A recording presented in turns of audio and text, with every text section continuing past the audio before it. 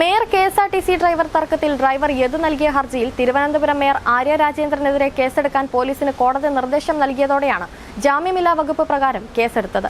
FIR ഇട്ട് അന്വേഷിക്കാനാണ് നിർദ്ദേശം. Thiruvananthapuram judicial first class magistrate കോടതിയാണ് ഹർജി പരിഗണിച്ച് മേയർക്കെതിരെ കേസെടുക്കാൻ നിർദ്ദേശിച്ചത്. ഇപ്പോഴിതാ മേയറും കെഎസ്ആർടിസി ബസ് ഡ്രൈവറും തമ്മിലുള്ള തർക്കത്തിൽ മേയർ ആര്യ രാജേന്ദ്രനെ രക്ഷിക്കാനുള്ള ശ്രമത്തിലാണ് സിപിഎം. മേയർക്ക് വേണ്ടി എസ്എഫ്ഐ നേതാവായിരുന്ന ഗവൺമെന്റ് ലീഡർ അഡ്വക്കേറ്റ് ടി ഗീനാകുമാരിയാണ് ഹാജരാകുന്നത്. ഇതിലൂടെ തന്നെ ആര്യയെ രക്ഷിക്കാനുള്ള സിപിഎമ്മിന്റെ ശ്രമം വ്യക്തമാണ്. ബസ് തടഞ്ഞ സംഭവത്തിൽ പോലീസ് കേസെടുത്തപ്പോൾ ഇട്ട എഫ്ഐആർ ഇപ്പോൾ വലിയ ചർച്ചാ വിഷയമാണ്. കെഎസ്ആർടിസി ബസ് തടഞ്ഞതിന് തിരുവനന്തപുരം മേയർ ആര്യ രാജേന്ദ്രനും സച്ചിൻ ദേവ് എംഎൽഎക്കുമെതിരെ ജാമ്യമില്ലാ കേസ് എടുത്തെങ്കിലും അറസ്റ്റ് നിർബന്ധമല്ല. സർക്കാർ ഉദ്യോഗസ്ഥന്റെ ഔദ്യോഗിക കൃത്യനിർവഹണം തടസ്സപ്പെടുത്തിയ IPC 353 വകുപ്പാണ് ഇവർക്കെതിരായ ജാമ്യമില്ലാ കുറ്റം. ഈ സംഭവത്തിൽ പൊതുജനങ്ങളടക്കം ഡ്രൈവർ യദുവിന് സപ്പോർട്ടാണ്. ഈ സപ്പോർട്ടും സിപിഎമ്മിന്റെ സ്വൈര്യം കെടുത്തുന്നുണ്ട്. അതുകൊണ്ട് തന്നെ എങ്ങനെയും പ്രതിരോധിക്കുക എന്നത് സിപിഎമ്മിന്റെ കൂടി ആവശ്യമാണ്.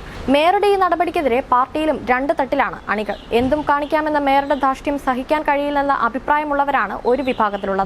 മറുവിഭാഗം ഒന്നിനും പോകേണ്ട എന്ന് കരുതുന്നവരുമാണ്. അണികൾ രണ്ട് തട്ടിലായതോടെ മേയർക്കെതിരെ പാർട്ടിയിൽ നിന്നുയരുന്ന ആരോപണങ്ങൾ അടിച്ചമർത്താനുള്ള തത്രപ്പാടിലാണ് സിപിഎം. എന്തായാലും 2 വർഷം തടവ് ശിക്ഷ കിട്ടാവുന്ന വകുപ്പാണ് മേയർക്കെതിരെ ചുമത്തിയിരിക്കുന്നത്.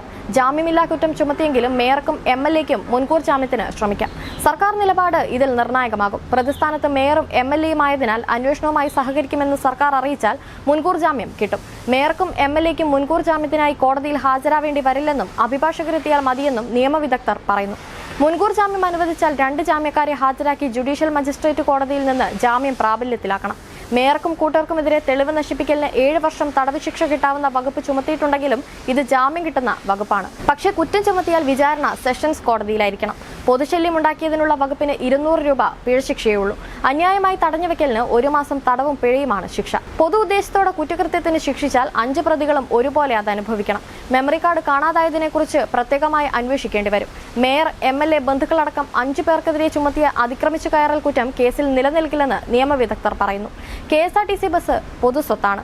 ഇതിൽ റോഡിൽ വെച്ച് ആർക്കും പ്രവേശനമുണ്ട്. അതിനാൽ ബസ്സിൽ കയറിയത് അതിക്രമത്തിന്റെ പരിധിയിൽ വരില്ല. ബസ്സിലെ യാത്രക്കാരെ കണ്ടെത്തി മൊഴിയെടുത്ത് സാക്ഷികളാക്കും. ഇവരുടെ പക്കൽ വീഡിയോയോ രേഖകളോ ഉണ്ടെങ്കിൽ ശേഖരിക്കും.